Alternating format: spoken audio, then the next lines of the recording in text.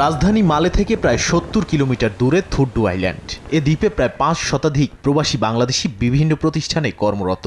তাদের জন্যই প্রথমবারের মতো আয়োজন করা হলো ভ্রাম্যমাণ কনসুলার সেবা ও কল্যাণ ক্যাম্প।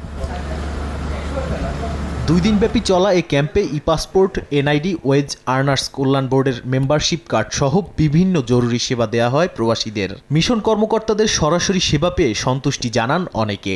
বাংলাদেশের পাসপোর্টের সমস্যার কারণে যা ওয়েজ আর্নার্স কার্ডগুলা আমরা এখানে সুন্দর মতো ফ্রিতে এখানে আমরা কাজটা করতে পারছি। ই পাসপোর্ট, বিএমইটি কার্ড দেওয়ার জন্য আমরা সবাই আনন্দিত এবং আমাদের সময় অনেক বাঁচছে। টুডু আইল্যান্ডে আমরা কার্ড বানাই দিয়েছে, খুব উপকার পাইছি আমরা।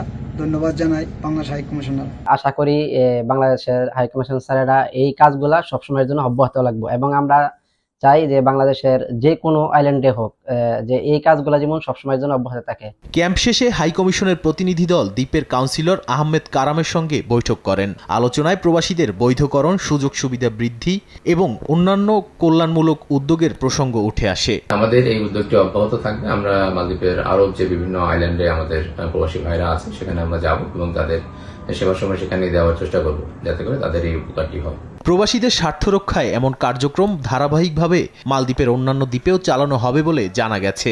বাংলাদেশ হাই কমিশনের এ কল্যাণমূলক পদক্ষেপে উপকৃত হচ্ছেন থুডু আইল্যান্ডের প্রবাসীরা। একই সঙ্গে বাড়ছে অন্য দ্বীপের বাংলাদেশিদেরও প্রত্যাশা। সময় সংবাদ, মালদ্বীপ।